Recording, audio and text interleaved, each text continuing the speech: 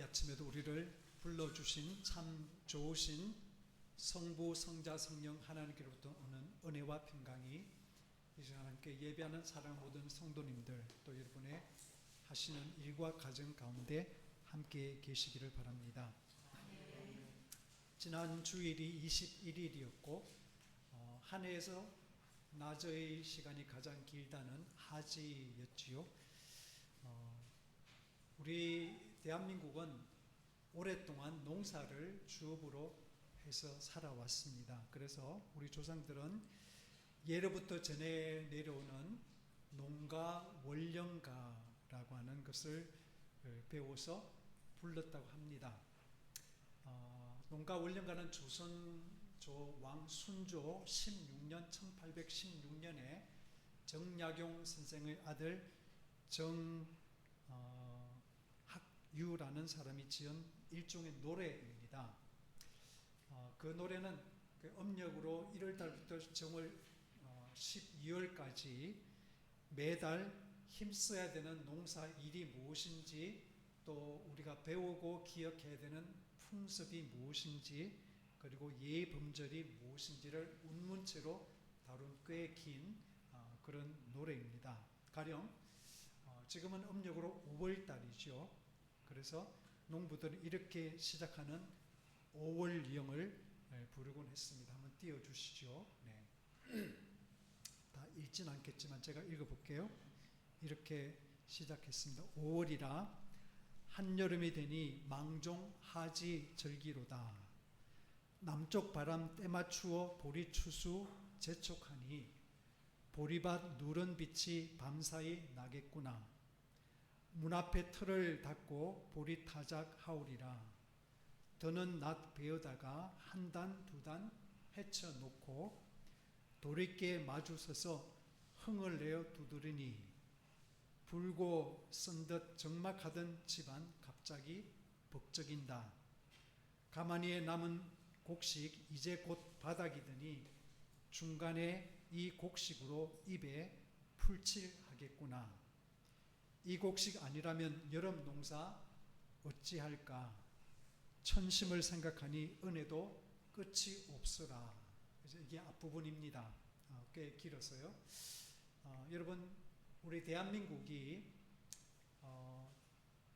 제가 어릴 때 1980년대 그때 그 벼의 개량된 품종이 들어왔는데 통일벼라는 것이 들어왔습니다.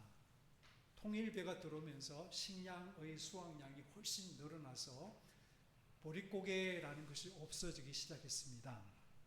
그런데 그 이전에, 그러니까 70년대 정후반까지만 해도 우리 대한민국에는 이때쯤이면 대부분의 농가가 보릿고개를 힘겹게 넘기던 그런 때를 경험했습니다. 그래서 이때가 되면 이제 농부들은 마당을 고르고 보리타작을 준비를 했습니다. 볕이 좋은 날 보리를 잘 펴서 마당에 말린 뒤에 두 사람 이상이 이제 마주 서서 도리깨질을 장단을 맞춰가면서 그렇게 툭툭 하면서 이제 도리깨질을 했죠.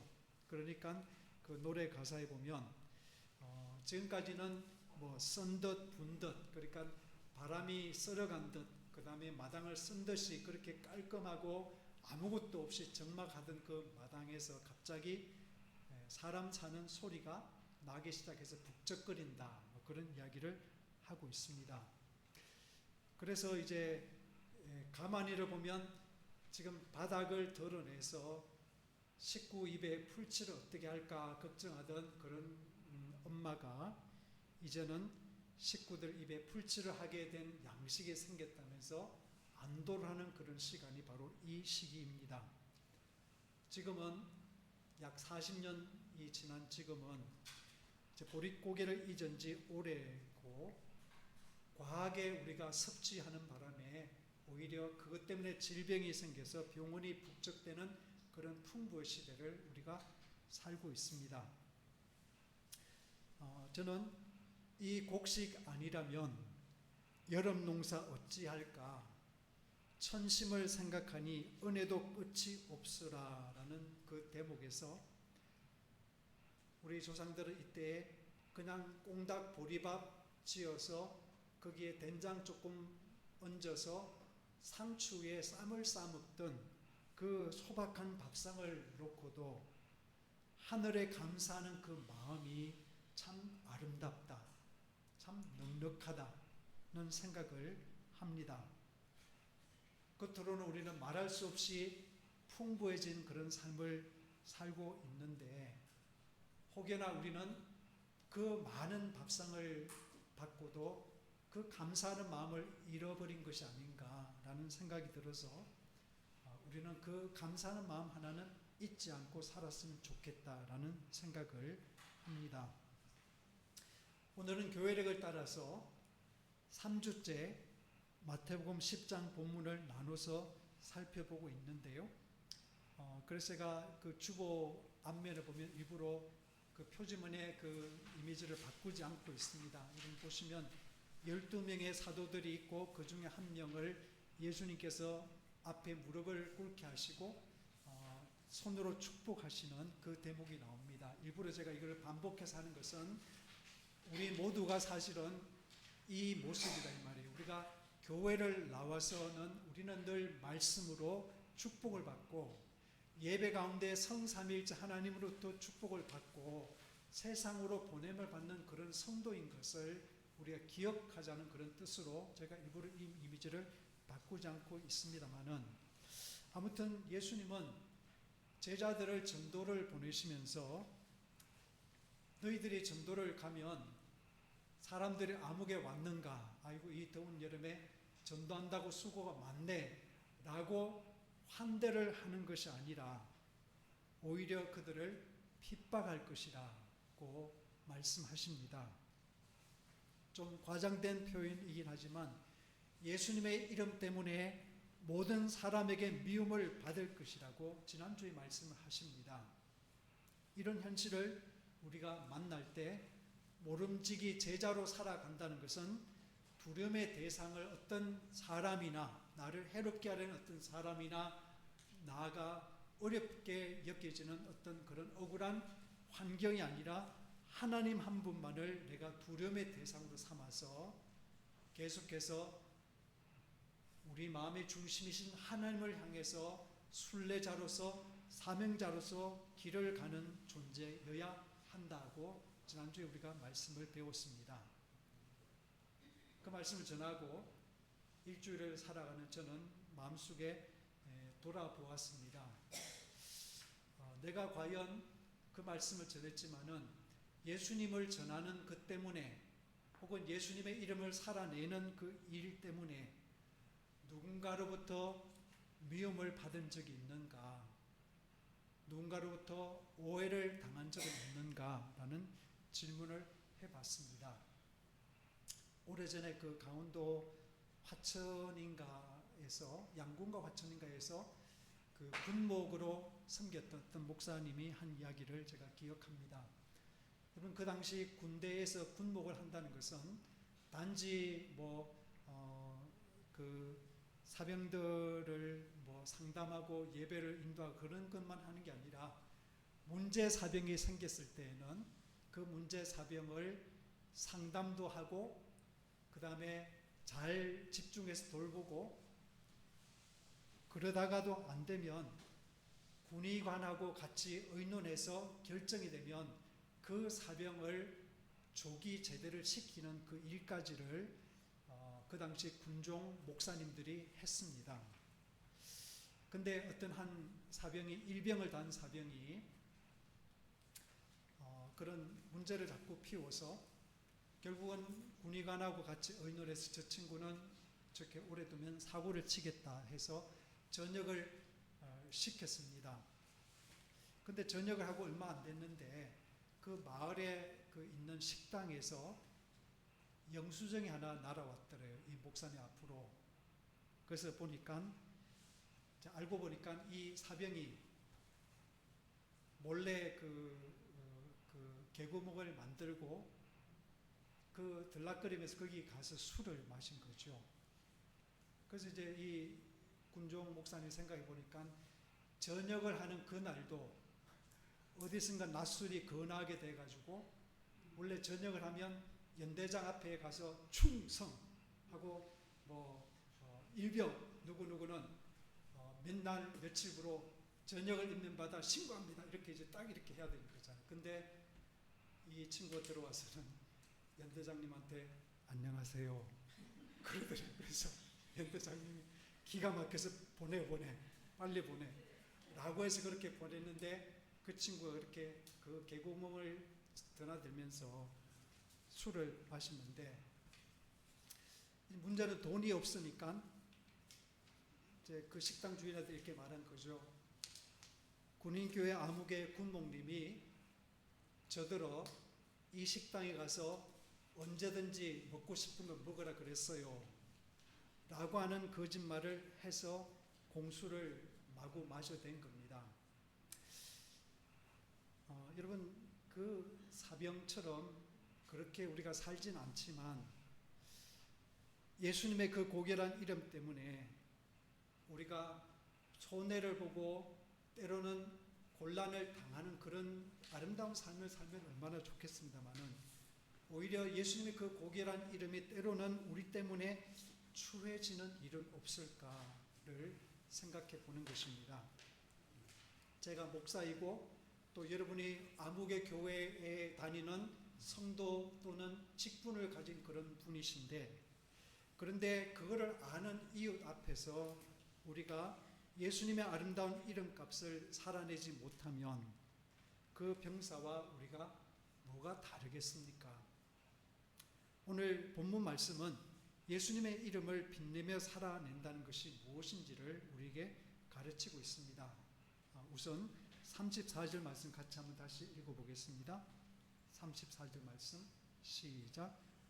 또 자기 십자가를 지고 나를 따르지 않는 사람도 내게 적합하지 않다.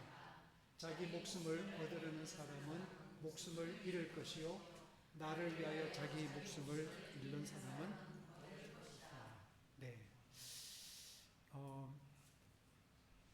여기서 우리 예수님께서는 예수님을 믿고 따라 산다는 것이 결코 말랑말랑한 그런 일이 아니라는 사실을 우리에게 말씀하고 있습니다. 또 너희는 내가 세상에 평화를 온 줄로 생각하지 말아라. 평화가 아니라 칼을 주려고 왔다는 그 말씀 통해서도 우리가 믿음으로 살아간다면 믿음으로 살아가는 그 삶 때문에 때로는 분쟁이 있고 때로는 다툼이 일어나고 때로는 어려움을 각오해야 한다는 사실을 우리에게 말씀하고 있습니다. 그리고 그 분쟁은 가슴 아프게도 가장 사랑하는 가족들 사이에 일어나는 것이기 때문에 어려운 것이죠. 그리고 세상에서 가장 진하고 세상에서 가장 변하지 않는 것이 부모 자식 간의 사랑이잖아요. 그렇죠? 근데 예수님께서는 부모가 자식을 사랑하고 자식이 부모를 위하는 그 마음을 반대하시진 않으십니다. 그러나 그보다도 더한 애정과 헌신의 자리에 예수님 자신이 있어야 된다고 우리에게 말씀하고 계십니다. 여러분 가족 관계만이 아니라 예수님은 가장 근본적인 자기 사랑까지 건드리시는 것이죠. 그래서 우리가 방금 읽은 그 말씀에서 자기 십자가를 지고 나를 따라야 된다. 자기를 부인해야만이 나를 따를 수 있다라고 말씀을 하십니다. 오래전에 루터가 살았던 16세기 스페인이라는 나라 아빌라라는 곳에 살았던 그 성녀 테레사라는 분이 있는데요. 그분은 까르멜 수도의 수녀이자 신비가였고 교회 최초로 가톨릭 교회에서 여성 신학자라는 칭호를 받은 대단한 영성가였습니다. 그녀가 이런 말을 남겼는데요. 한번 같이 읽어보시겠습니다. 시작. 그리스도는 당신의 몸 외에 다른 몸이 없다. 이 땅에서 그의 손과 발이라곤 당신의 손과 발뿐이다. 당신의 눈을 통해 그는 이 세상에 대한 연민을 본다. 당신의 발로 그는 선을 행하기 위해 걷는다. 당신의 손을 통해 그는 모든 세상을 축복한다. 당신의 손은 그의 손이고 당신의 발은 그의 발이며 당신의 눈은 그의 눈이다. 당신은 그의 몸이다. 그리스도는 당신의 몸 외에 다른 몸이 없다. 여러분, 예수님께서 이 세상에 오셔서 평화 대신에 칼 혹은 검을 주시겠다는 것은 우리들의 광신자나 과격한 사람이 되어서 반사회적인 그런 그리스도인, 눈살을 찌푸르게 하는 그런 그리스도인 행동을 하라는 것이 아니지요. 오히려 우리 지체가 주님이 세상에서 하시려고 하는 그 일을 하는 손이 되고 주님이 방문하시려는 그런 사람을 찾아가는 발이 되고 주님의 연민 어린 눈으로 누군가를 바라봐주는 그런 눈이 되어서 세상을 축복하는 그런 삶을 살게 하시려는 것입니다. 세상으로 보내시려고 세상으로부터 우리는 택함을 받아서 교회로 모여 있는 것입니다. 그래서 더는 우리가 구원해야 되고 바르게 해야 되고 사랑해야 되는 그런 세상을 흉내내며 살지 않아야 제자의 삶을 사는 것입니다. 그래서 우리의 삶은 마땅히 세상과 달라야 되는 것이고 세상은 마음대로 사는 것이지만 우리는 절제할 줄 알아야 되는 것이고 대안의 삶을 예수 안에서 즐겁고도 명랑하게 살아갈 때 예수님의 이름이 우리를 통해서 빛나게 될 줄 믿습니다. 교회 텃밭에 주렁주렁 수박이 열려서 보는 눈이 즐겁고 지난 수요일 날 제가 조금 이런 거 감이 있어도 그래도 수요예배 그렇게 또 대면 나오시는 분들이 좀 특별해서 첫 수박을 같이 먹었다 싶어서 제일 큰 수박을 땄는데 오이 같았습니다. 그래서 어제까지 저희 둘이 먹느라고 애를 치렀는데 오늘은 좀 익은 수박을 제가 골랐는데 잘 모르겠습니다. 아무튼 타고 가도록 이렇게 막을 해줬더니만은 되게 효과를 보고 있죠. 여러분 자연 현상 이런 자연 현상을 보고서 프랑스의 신비주의자의 사상가인 시몬 르 베유라는 분은 이 세상에는 두 가지 힘이 작용하고 있다고 이야기했습니다. 뭐냐면 중력의 힘과 은총의 힘이라고 하는 것이죠. 중력은 이 수박의 무게처럼 아래로 끌어내리는 힘이 바로 중력이고 은총은 바로 위로 올라가는 그런 힘인데 이 수박이 무게만큼 땅에 떨어지려고 하는 그 힘을 받는 것은 위로부터 그러니까 양분을 땅에서 끌어올리는 그런 힘이 공급이 됐기 때문에 이렇게 힘이 생긴 것이죠. 그래서 우리 인생도 끊임없이 이 중력과 은총의 두 가지 힘 가운데 우리가 끼어 있습니다. 자기를 세상의 중심으로 놓고 생각하는 그 자기 애 또는 나아가서 가족이나 가까운 이들의 유익을 앞세우려고 하는 그런 부족에는 중력과 같이 우리를 끊임없이 밑으로 잡아당기고 있습니다. 그런데 만약에 우리가 이 사실을 알아차리지 못하고 이 중력을 거부하지 못하면 본능에 충실한 그런 삶을 살게 되고 우리는 점점 더 납작해지고 온갖 다툼과 불화와 분쟁이 생기는 것이고 그것이 발전하면 나라들끼리 전쟁을 불사하는 그런 일이 생기는 것입니다. 그런데 하나님의 나라는 은총의 힘으로 솟아오르게 하는 그 힘을 우리가 받고 살아가는 나라입니다. 우리 은총의 힘으로 살아간다는 것은 우리가 서로를 섬기고 남을 나보다 더 낮게 여겨서 높여주고 서로를 환대하고 서로에게 기댈 그런 어깨가 되어주고 서로에게 설 자리가 되어주는 그래서 함께 잘 사는 나라를 만드시려는 하나님의 그 큰 꿈에 우리가 동참하는 사람들이 사는 나라가 바로 하나님의 나라, 은총의 나라인 것입니다.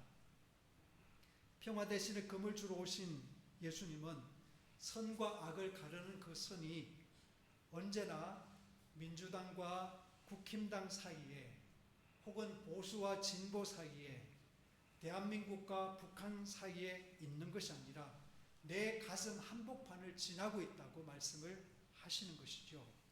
그래서 그 금은 예리해야 되고 그 금으로 우리는 먼저 우리 안에 있는 세상적인 것을 베어내어야 마땅한 것입니다. 불평과 원망, 움켜쥐려는 그런 집착과 충분히 가지고도 다 누리지 못하면서도 더 많이 가지려는 그 욕심을 과감히 도려내야 합니다. 그래서 보리를 타작하는 도리깨 소리를 들으며 하늘에 감사하는 우리 조상의 그 아름다운 마음처럼 내가 이미 가진 것을 작지만 한껏 누리고 하늘에 올리는 감사로 우리의 납작해진 그 마음을 부풀리는, 기쁨으로 부풀리는 그런 우리가 되기를 주님의 이름으로 축원합니다. 남자분들은 지금 축구를 열심히 보고 있는 걸로 압니다. 2026년 북미 월드컵 축구의 제전이 지금 진행되고 있는데요. 원래는 32개국만 이제 본선에 진출하도록 되어 있다가 올해부터 FIFA가 48개국으로 그거를 확장해서 그러는 바람에 저는 듣도 보도 보지 못한 그 나라들이 출전을 하는 그 일을 제가 경험하고 있어요. 그 중에 하나가 바로 퀴라소라는 나라인데요. 여러분 퀴라소가 어딘지 아십니까? 네. 퀴라소는 남미 멕시코 그 조금 밑에 카리브해에 있는 작은 섬나라인데 인구가 50만 밖에 되지 않습니다. 50만이면 우리 평택 인구가 몇 명인가요? 평택이 50만 향해서 가고 있는가요, 지금? 네. 그러니까 그 정도 사이즈 되는 그 섬나라에서 본선 진출을 해가지고 지금 대단히 이변을 일으키고 있고 그 팀이 여자분들 싫어한다 그러는데 축구 이야기하는 거 싫어하고 군대 이야기하는 거 싫어한다 그러는데 제가 이야기를 합니다. 그 팀이 독일을 2대1로 제압한 에콰도르하고 해서 무승부를 거둘 정도로 무서운 이변을 일으키고 있습니다. 그런데 여러분 우리가 모르는 또 하나의 사실은 세계가 월드컵을 시청하면서 열광하는 사이에 퀴라소라는 그 작은 나라에서 불과 직선거리로 60km밖에 떨어지지 않는 베네수엘라의 강도 7.5 규모의 엄청난 지진이 발생을 했죠. 어제 뉴스에 보니까 어제부로 집계된 사망자 수가 920명을 넘었고 약 5만 명 정도가 지금 실종 상태에 있다고 그렇게 보도가 되었습니다. 72시간이 아주 중요한 시간이죠. 생사를 가르는 72시간이 지나면 그 밑에 묻힌 사람이 살아날 확률이 확 줄어드는데 그 72시간이 거의 다 되어가고 있는 그런 상황입니다. 그래서는 이 자리에서 제안을 하나 하고 싶습니다. 다음 주 그리고 그 다음 주 2주 동안 필사의 생명 구하기의 작업을 벌이고 있는 그 현장을 위해서 우리가 집중으로 좀 기도해 주십시오. 그리고 앞으로 오랫동안 상실의 아픔을 딛고서 복구의 땀을 흘릴 그 백성을 위해서 저와 여러분이 사랑의 헌금을 보낼 수 있기를 바랍니다. 동참을 원하시는 분들은 그 여러분 헌금 봉투에다가 지진 복구 헌금이라고 그렇게 적어주시면 제가 모인 헌금에서 우리 교회 재정에서 매칭해서 2배로 해서 베네수엘라 보낼 수도 그렇게 하겠습니다. 여러분 월드컵을 보면 참 치열하고 선의의 경쟁이 되면 참 치열하죠. 그리고 우리 대한민국은 지금 너무나 이상한 그런 형국이 되어서 특정 나라가 져야만이 우리가 32강을 들어가는 그런 일이 생겨서 지금 벼랑 끝에 18%의 그 가능성을 바라보면서 제발 그 나라가 절하고 우리가 그렇게 응원을 하고 있지 않습니까?